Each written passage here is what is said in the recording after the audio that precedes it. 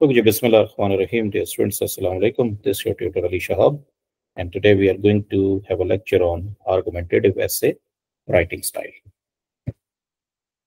So, argumentative essays are important because in this essay, you have to take a side, you have to give your opinion about a controversial topic. Argumentative essay में या तो आपसे सवाल पूछा जाता है जिसका जवाब हाँ या ना में देते हैं, या फिर आप उस सवाल में दी गई किसी स्टांस को चूज करते हैं। आर्गुमेंटेटिव ऐसे आपको एक सादा स्टेटमेंट की सूरत में भी दिया जा सकता है, मगर वो कंट्रोवर्शियल स्टेटमेंट होगी। जैसे Pakistani women have equal chances as man, कि पाकिस्तान की जो खवातीन है उनको मर्दों के बराबर मौके मिलते हैं। अब आप इससे एग्री भी कर सकते हैं, डिसएग्री भी कर सकते हैं, क्योंकि ये कंट्रोवर्शियल स्टेटमेंट है। आर्गुमेंटेटिव ऐसे में या तो आप सिंगल साइड अप्रोच लेके चलते हैं, या फिर आप काउंटर आर्गुमेंट्स यानी कि अपने मुखालिफ के जो आर्गुमेंट्स हैं उनको भी मेंशन करते हैं। दोनों तरीके बिल्कुल ठीक है, मगर आज मैं जो काउंटर आर्गुमेंट वाला मेथड है उसे डिस्कस कर रहा हूं। काउंटर आर्गुमेंट वाले मेथड में होता क्या है कि अगर आपको यह टॉपिक दिया जाए कि बताइए स्कूल यूनिफॉर्म्स लाजमी होने चाहिए या नहीं होने चाहिए, तो सबसे पहले आप अपनी राय देंगे, यानी कि आपका जो स्टांस है आप वो बयान करेंगे कि आपका नुक्ता नजर क्या है। तो मेरा नुक्ता नजर है कि जी स्कूल यूनिफॉर्म्स लाजमी होने चाहिए, ये मेरा नुक्ता नजर है। तो पहले मैं अपना स्टांस क्लियर करूंगा, फिर उसके बाद मैं वो रीजंस दूंगा, वो वजूहात बयान करूंगा जिससे मेरा स्टांस यानी कि मेरी राय जो है उसको तकवीयत मिले। I would give reasons to support my opinion. और चूंकि 5 पैराग्राफ ऐसे जाहिर है 3 ही रीजंस दे सकता हूं, मगर जो इंपॉर्टेंट बात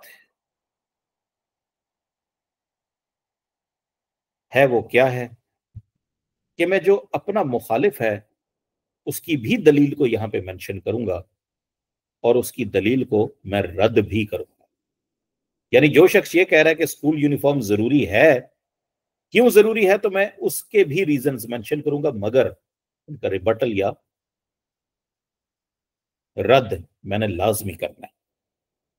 क्योंकि मेरा मकसद क्या है, overall you must convince the audience that your side of the argument is correct. Argumentative ऐसे में मैं अपने मुखालिफ को झूठा हरगिज साबित नहीं कर रहा। मैं आर्गुमेंटेटिव ऐसे में यह बयान कर रहा हूं कि मेरा मुखालिफ बेशक सच बोल रहा होगा, मगर मेरा सच उसके सच से ज्यादा बड़ा है। To convince the audience your essay must be balanced. Audience को कन्विंस करने के लिए आपका एसे मुतवाजन होना चाहिए। It must include your point of view and the opposing view point और काउंटर आर्गुमेंट। ना सिर्फ उसमें मेरा नुक्ता नजर होगा बल्कि मेरे मुखालिफ का भी नुक्ता नजर होगा।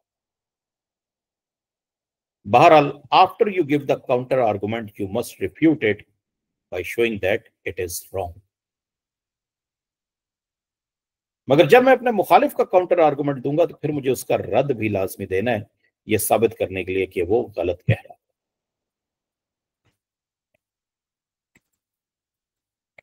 सो इस तरह के आर्गुमेंटेटिव ऐसे का जो स्ट्रक्चर है वो कुछ इस तरह है। Introduction, main body and conclusion, वैसे ही बिल्कुल जिस तरह हमने एक्सपोजिटरी ऐसे का स्ट्रक्चर पढ़ा था कि ऑर्गेनाइजेशन ऑफ द ऐसे हमेशा 3 हिस्सों में ही होगी, introduction, main body and conclusion. और बिल्कुल एक्सपोजिटरी ऐसे की तरह जो इंट्रोडक्शन का पैराग्राफ है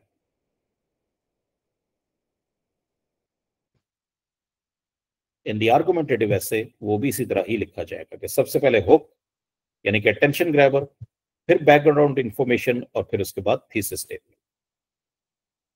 और ये चूंकि 5 पैराग्राफ ऐसे है तो आपने 3 सपोर्टिंग रीजंस देने हैं अपनी बात को साबित करने के लिए, और एक पैराग्राफ में आप मुखालिफ का नुक्ता नजर भी देंगे ताकि हमें यह पता चल जाए कि अदर साइड ऑफ पिक्चर भी एग्जिस्ट करती है, मगर आपने अपने उस मुखालिफ का रद्द जरूर देना है। और कंक्लूजन का पैराग्राफ हमेशा सारे ऐसे को समराइज करता है। सो डियर स्टूडेंट्स, यहां पे ये वो तरीका है जो कि आर्गुमेंटेटिव ऐसे में अपनाया जाता है। याद रखें कि हर बार जरूरी नहीं कि आपके पास काउंटर आर्गुमेंट्स हो। कभी कभार सिंगल साइडेड ऐसे वो भी उतना ही एक्सेप्टेबल होता है कि जितना काउंटर आर्गुमेंट वाला ऐसे हो सकता है।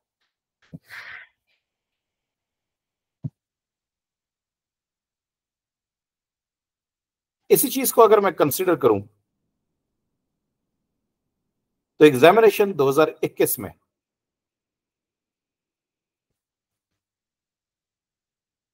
जो ऐसे आपसे पूछा गया था, laws are spider webs through which the big flies pass and the little ones get caught, इसके अंदर दोनों पर्सपेक्टिव जो है इख्तियार किए जा सकते थे कि लॉज जो है वो इतने ही कमजोर हैं जितने के मकड़ी के जाले, कि जिसमें बड़े मुजरिम निकल जाते हैं और छोटे पकड़े जाते हैं।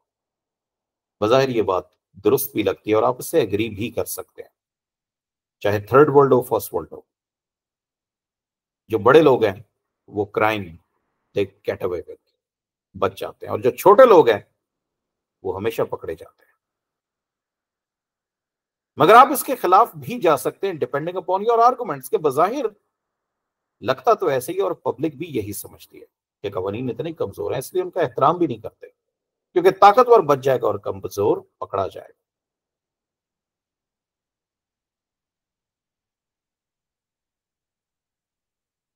हाउएवर, इसके बरक्स बात भी की जा सकती है कि पाकिस्तान की मिसाल लें, क्योंकि जाहिर है पाकिस्तान के सिविल जज का पेपर दे रहे हैं, तो अगर आप पाकिस्तान की मिसाल लें तो पाकिस्तान की तारीख में यह हो चुका है कि एक सिटिंग प्राइम मिनिस्टर को पैनामा केस में उसके ओहदे से डिस्क्वालीफाई किया गया और एक एक्स प्राइम मिनिस्टर को लॉ ब्रेक करने पे जेल में डाला गया। लॉज स्पाइडर वेब्स नहीं है। पाकिस्तान की अदालतें वही हैं जिसने जनरल एडमिरल फसी बुखारी को भी करप्शन पे सजा दी, उन्होंने माफी उनको भी नहीं दी। मुशर्रफ साहब को भी फांसी की सजा सुनाई, जिसके बाद वो मुल्क से बाहर चले गए। तो laws are not spider webs कि जिस पे कमजोर आदमी फंसेगा और ताकतवर मुजरिम निकल के भाग जाएगा।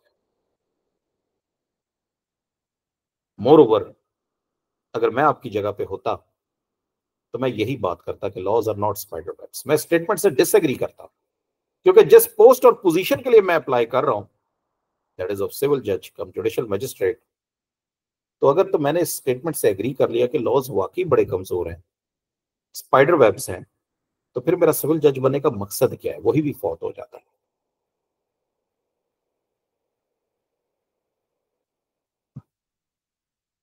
एक बैलेंस्ड एनालिसिस आर्गुमेंटेटिव एसे में बहुत जरूरी होता है।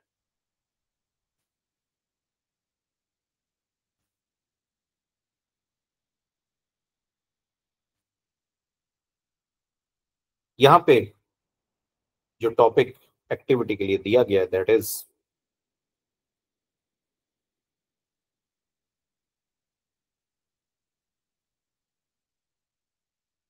द स्कूल यूनिफॉर्म क्वेश्चन, कि स्कूल में यूनिफॉर्म होना चाहिए या नहीं होना चाहिए।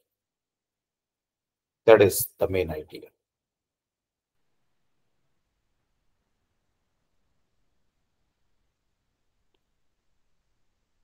ये एक 5 पैराग्राफ, टेक्निकली 6 पैराग्राफ जो है ऐसे है।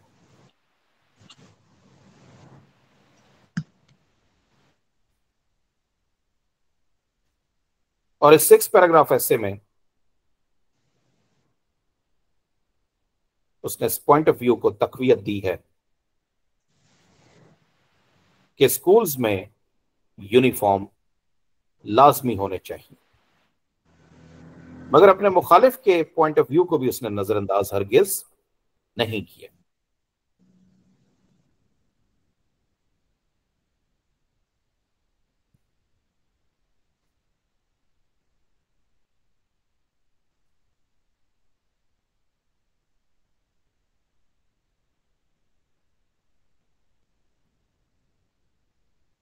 पढ़ना शुरू करते हैं।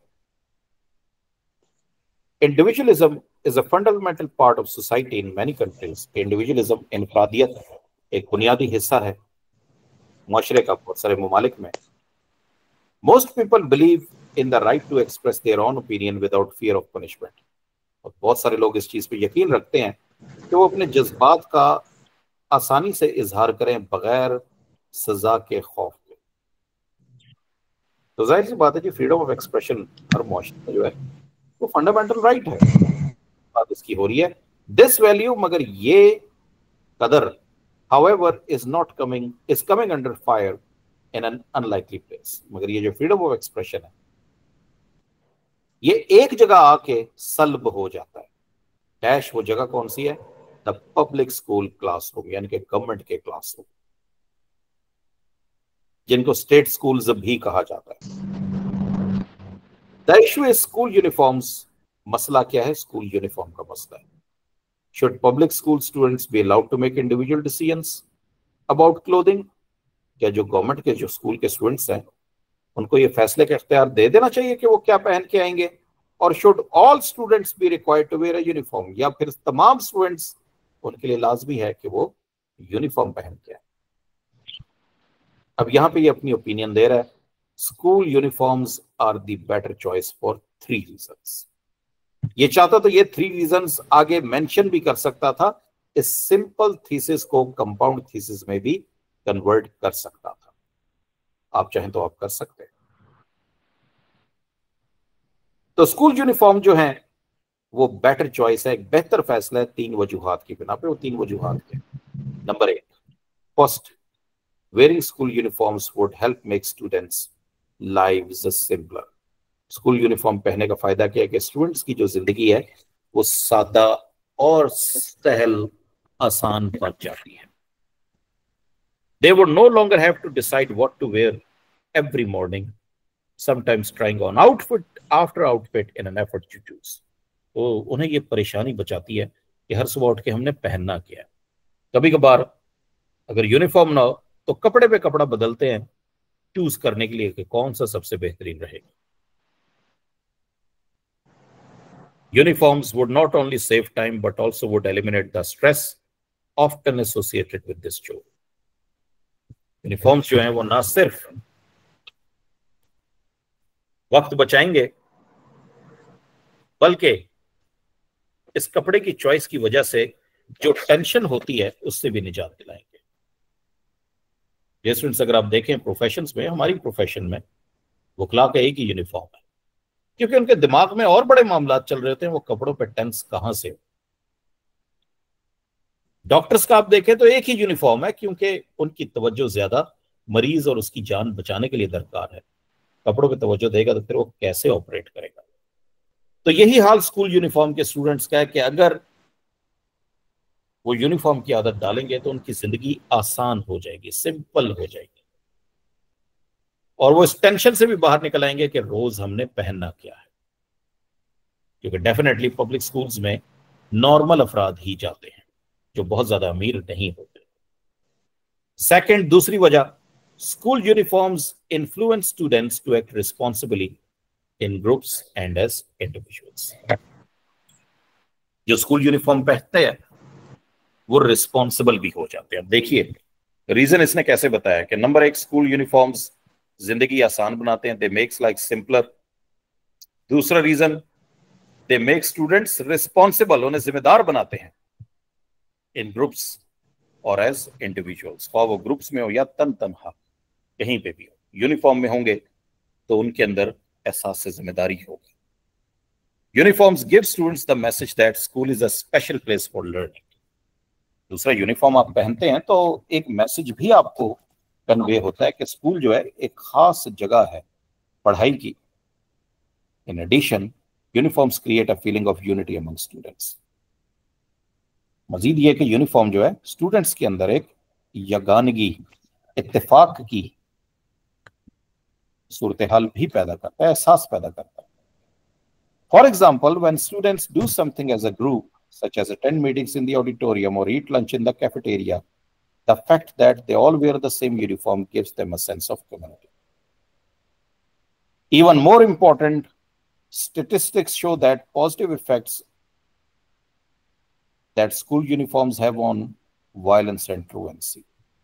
स्कूल यूनिफॉर्म का एक मुस्बत असर भी है किस पे कि स्टूडेंट वायलेंट पुरतशद्दुद नहीं बनते एंड ट्रूएंसी और बगैर इजाजत के छोड़ के स्कूल भाग नहीं जाते. According to a recent survey in a large school district in Florida, incidents of school violence dropped by 50%. Attendance and test scores improved and student suspensions declined approximately 30% after school uniforms were introduced.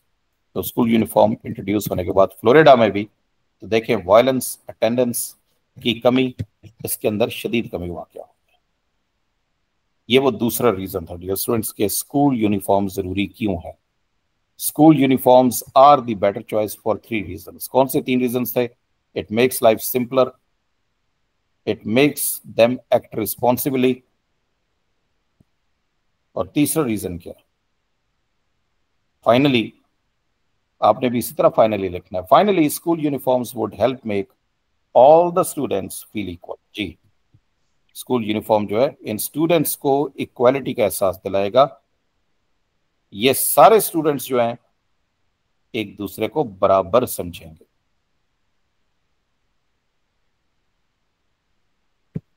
वजह क्योंकि student standards of living differ greatly from family to family.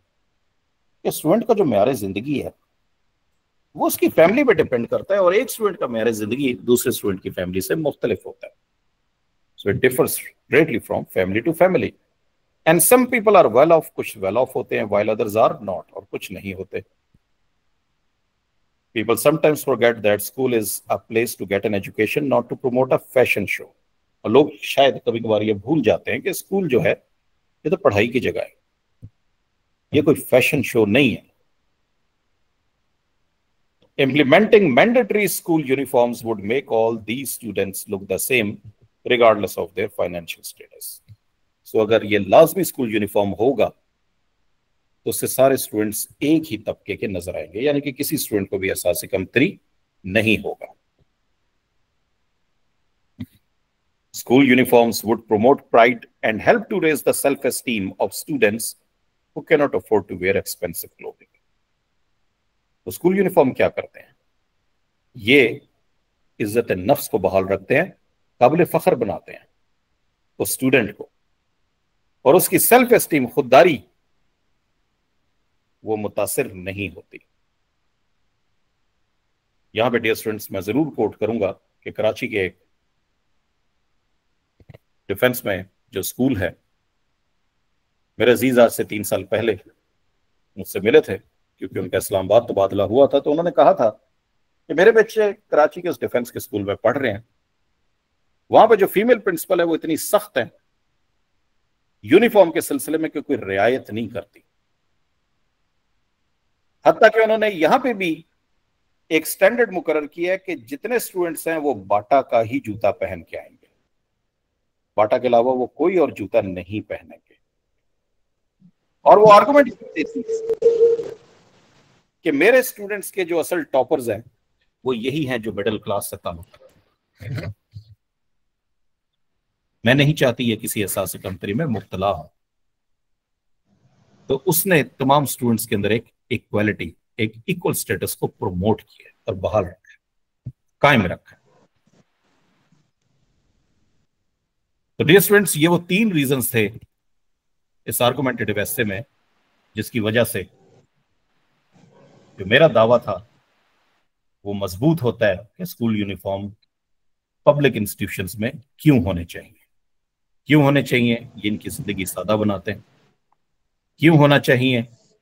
कि जो students school uniform पहनते हैं वो responsibly act करते हैं, जिम्मेदारी का मुजाहरा करते हैं, जराइम कम होते हैं, वायलेंस कम होता है, और स्कूल से छुट्टियां कम करते हैं. और तीसरा रीजन कि स्कूल यूनिफॉर्म स्टूडेंट्स को सोशली एंड फाइनेंशियली इक्वल कर देता है, इक्वालिटी का एहसास लेके आता है, क्योंकि हर स्टूडेंट का स्टैंडर्ड ऑफ लिविंग, हालात उसके मुख्तलिफ है. तो ये वो 3 आर्गुमेंट्स थे जो कि यहां पे मैंने दिए हैं regarding the school uniforms, whether they should be mandatory और नॉट. अब डेफिनेटली जनाब स्कूल यूनिफॉर्म के मुखालफिन भी हैं, उनको मैं नजरअंदाज नहीं कर सकता। 5 पैराग्राफ में मेरे पास ज्यादा टाइम नहीं है, मैं एक ही पैराग्राफ में मुखालफिन के सारे पॉइंट्स यकजा करूंगा।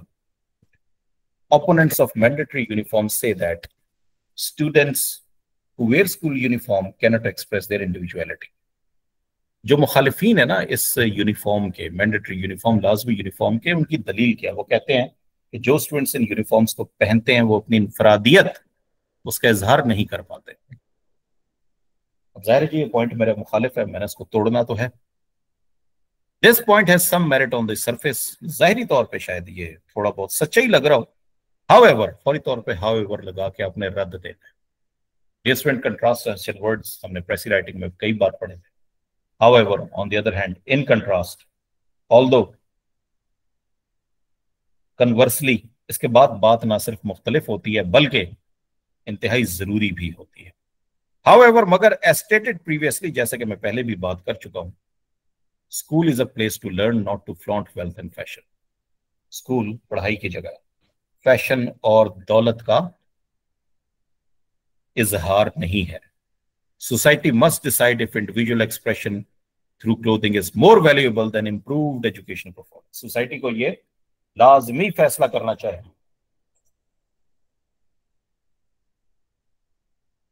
कि उसकी तरजीह तालीम है या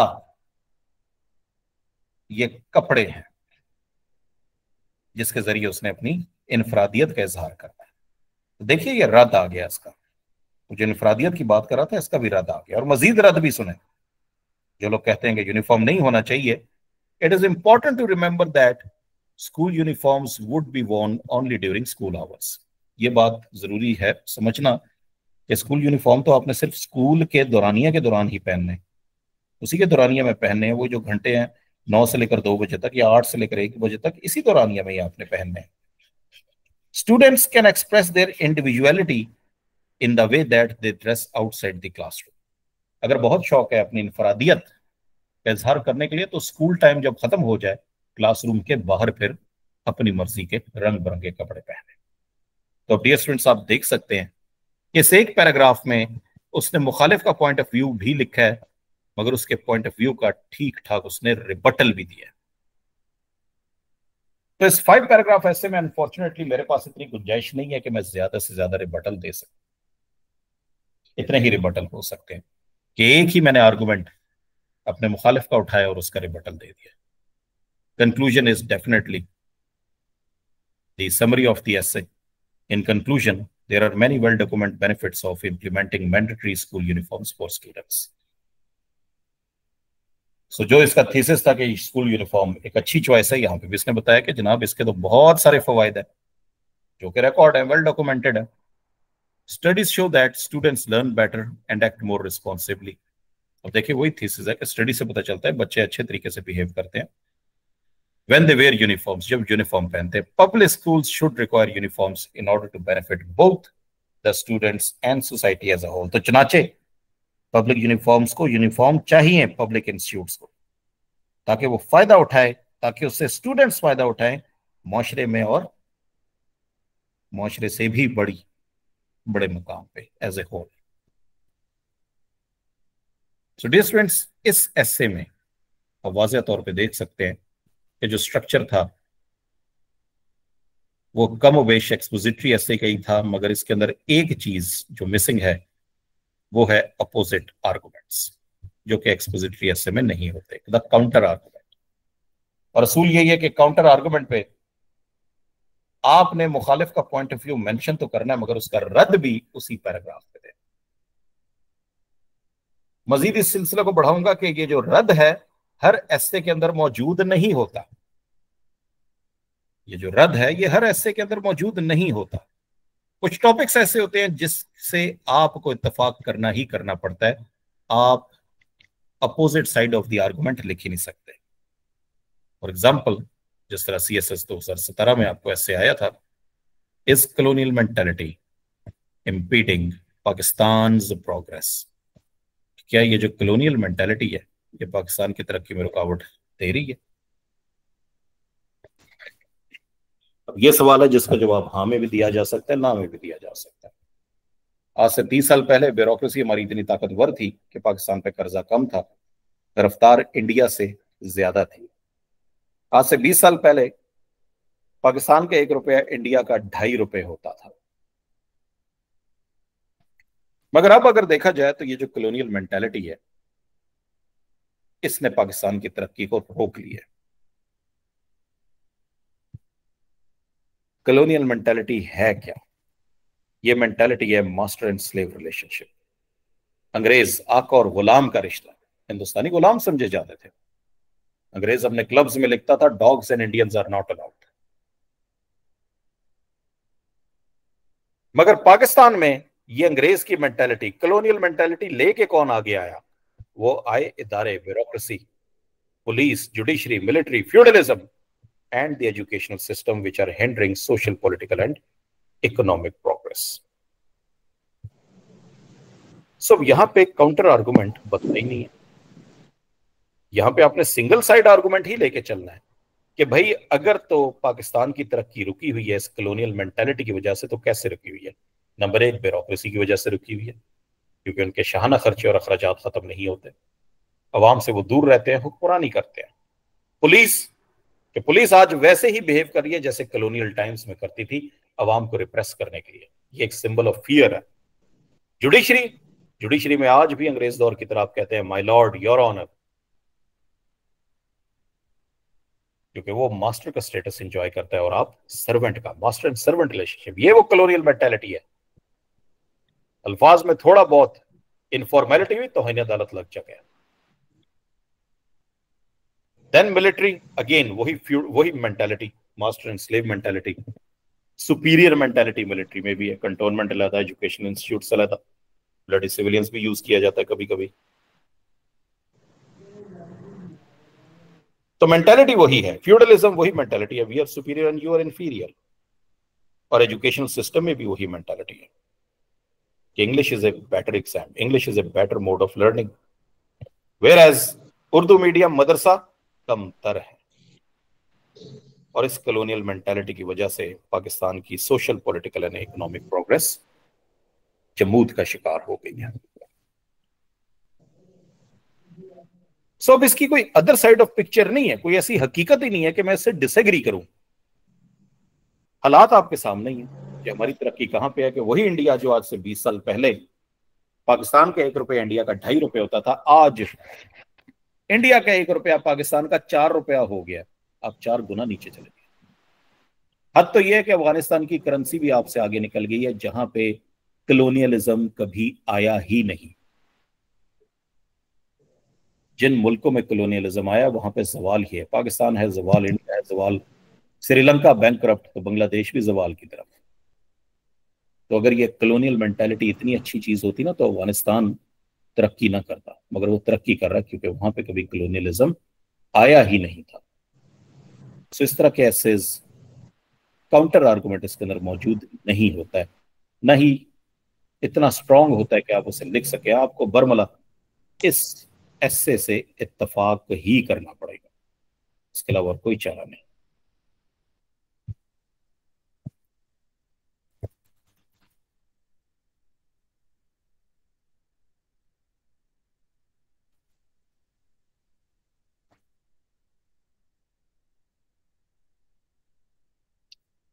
यहां पे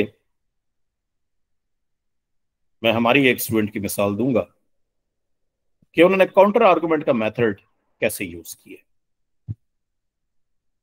again it depends from topic to topic.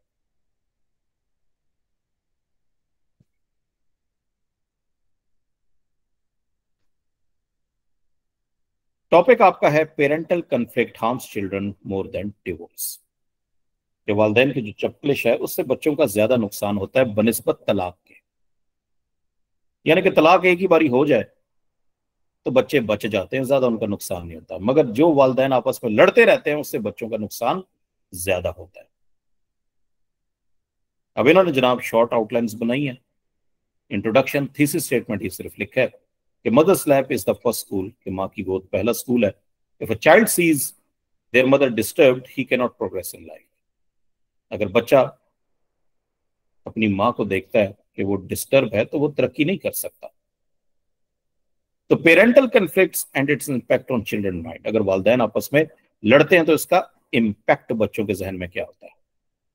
Bad performance in school, school में बैड परफॉर्मेंस होती है। बिहेवियरल चेंजेस, रवैये में उसकी तब्दीली होती है। Problem in dealing with fellows and disturb life, और लाइफ भी डिस्टर्ब होती है। अब जरा दूसरा एस्पेक्ट भी देख लें कि children brought up by single parent, तो अगर डिवोर्स हो जाती है, अगर तो डिवोर्स हो जाती है तो फिर क्या होता है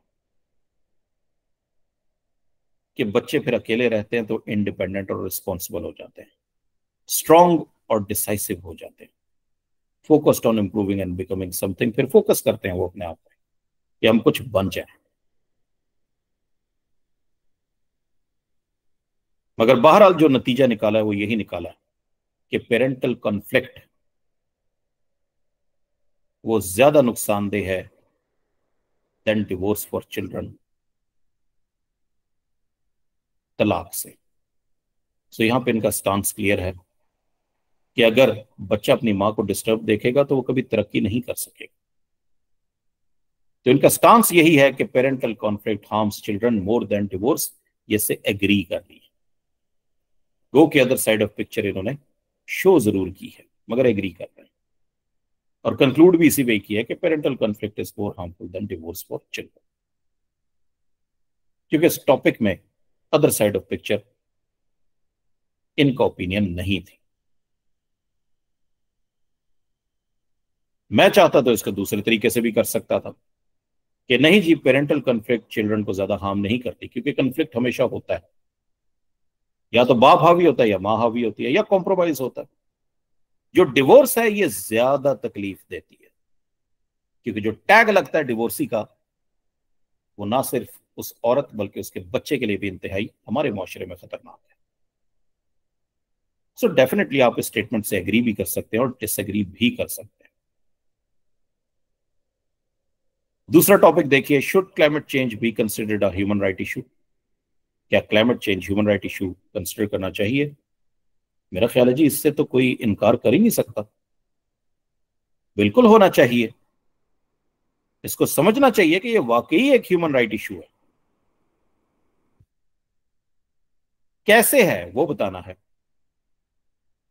flooding, glacial melt, changes in weather pattern, no rainfall, तो ह्यूमन राइट्स से मुतासर होंगे ना, क्योंकि जब फ्लडिंग होगी तो हमारी रिहाइश जो है महफूज नहीं होगी, ग्लेशियर मेल्टिंग होगी, मौसम तब्दील हो जाएगा, पानी उस तरह नहीं मिलेगा, वेदर पैटर्न चेंज होगा, रेनफॉल नहीं होगी, तो भाई फसल नहीं होगी, फूड इनसिक्योरिटी होगी, तो ह्यूमन राइट्स तो वायलेट हुए हैं। तो क्लाइमेट चेंज वाकई ह्यूमन राइट इशू है, क्योंकि राइट टू लाइफ डिस्टर्ब होती है, राइट टू लाइफ डिस्टर्ब होती है, और क्लाइमेट चेंज तबाही लेके आता है। तो जाहिर है जनाब, इससे मैं इनकार कर ही नहीं सकता, इससे मुझे हर हाल में इस स्टेटमेंट से इत्तेफाक करना ही करना है और इसे डिफेंड करना है। अदर साइड ऑफ पिक्चर यहां पे मौजूद नहीं है। सो डियर स्टूडेंट्स, इस तरह के एसेस के ये दो तरीके हैं, इन दोनों को आप फॉलो कर सकते हैं। आप सिंगल साइड आर्गुमेंट भी लेके चल सकते हैं, काउंटर आर्गुमेंट जो है उसको भी साथ लेके आप चल सकते हैं। That is entirely your art.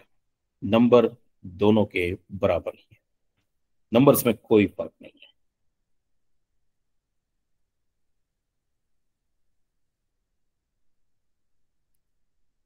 सो आज का मौजू मेरा ये आर्गुमेंटेटिव एसे से मुतल्लिक था। आर्गुमेंटेटिव एसे सिंगल साइडेड, डबल साइडेड, दोनों तरीकों से जो है फॉलो किया जा सकता है।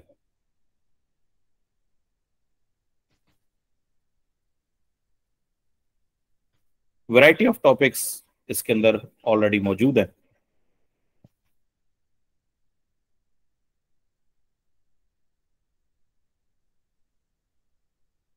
ये सारे टॉपिक्स आपसे आपके व्हाट्सएप पे शेयर हो चुके हैं। उसके अंदर जो आर्गुमेंटेटिव एसेज हैं उनको एक नजर देखिए और उस पर लिखने की कोशिश कीजिए। यहाँ पे आर्गुमेंटेटिव एसे का मेरा बुनियादी लेक्चर मुकम्मल होता है। अगर आपका कोई सवाल है तो आप पूछ सकते हैं।